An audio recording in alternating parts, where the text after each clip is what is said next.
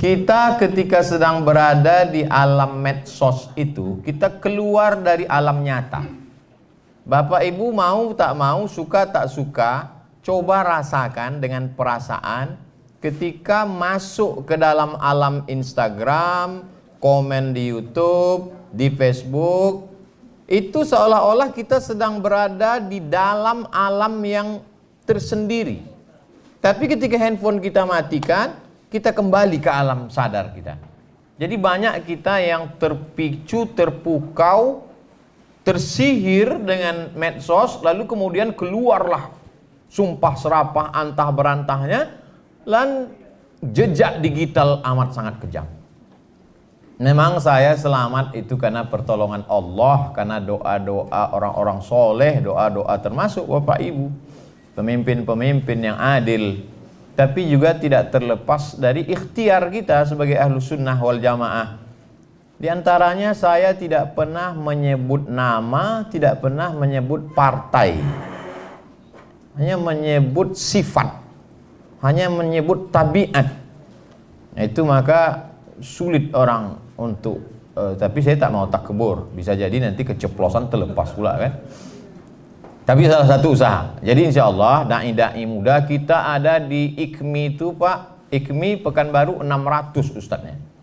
MDI 1000. Jadi MDI dan IKMI itu 1600. Belum lagi IKADI, kemudian Muhammadiyah, Nahdlatul Ulama, belum lagi ustadz yang tidak terikat dengan organisasi. Maka bisa jadi ustadz di Pekanbaru 3000 ustadz dengan jumlah penduduk kota Pekanbaru 1.200.000. Jadi perlu memang pelatihan-pelatihan supaya selamat dari jeratan hukum, selamat dari UU ITE, selamat dari macam-macam. Tapi yang paling jelas kalau kita ambil sejarah Nabi Muhammad SAW, ketika tahun ke-6 Hijrah Nabi pergi dari kota Madinah menuju Makkah. Waktu itu Abu Jahal, Abu Lahab masih berkuasa, Abu Sufyan. Lalu kemudian ketika Nabi akan masuk, mereka tidak kasih masuk. Berhentilah mereka di sebuah tempat namanya Hudaybiyah, 22 km dari pusat kota Makkah. Dibuatlah sebuah perjanjian tahun ke-6 yang dikenal dengan Sulhul Hudaybiyah, perjanjian Hudaybiyah. Lalu kemudian di situ ada tanda tangan Muhammad Rasulullah. Apa kata orang kafir musyrik? Kalau engkau Rasulullah, tak mungkin kami melawan engkau. Lalu kata Nabi kepada Ali, hai Ali, buang Rasulullah itu, ganti dengan Abdullah. Muhammad anak Abdullah, Muhammad adalah hamba Allah. Artinya apa? Ada strategi yang dijalankan oleh Nabi SAW. Tidak hantam kromo, bantai saja. Apa kata pesan Syekh Muhammad Al-Ghazali? Jangan memandang musuh dengan mata yang rabun. Sekarang banyak pejuang-pejuang matanya rabun. Kalau engkau melihat singa menampakkan giginya, jangan kau sangka dia sedang tersenyum. Itu bukan hadis, dapat saya di grup WhatsApp. Jadi memang mesti berhati-hati, antisipasi, mesti ada mengingat nasihat orang. Dan saya kalau ketemu dengan ulama, dengan kiai, dengan tuan guru, apa masukan-masukan untuk saya.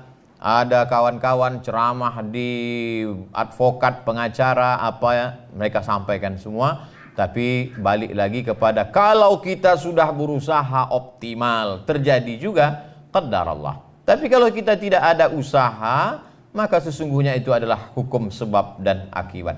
Jadi pertanyaan Bapak sekaligus juga sebagai pengingat-pengingat untuk saya, supaya kita menjalani ini. Intinya hidup ini tidak pernah ada selesai as-sira' bainal haqqi wal batil, antara hak dan batil. Itu sudah sunnatullah. Ada Kabil, ada Habil, ada Musa, ada Fir'aun, ada Ibrahim, ada Namrus, ada Nabi Muhammad SAW, ada Abu Jahal, Abu Lahab. Bapak Ibu, kalau kebetulan ada teman yang kira-kira selalu mengganggu, katakan begitu. Aku sabar menghadapi engkau, karena memang sudah begitu dari dulu. Ada Kabil, ada Habil, ada Musa, ada Fir'aun, ada Namrus, ada Ibrahim, ada Nabi, ada Abu Lahab, ada aku, dan ada kau. Terima kasih, jazakumullah khairan.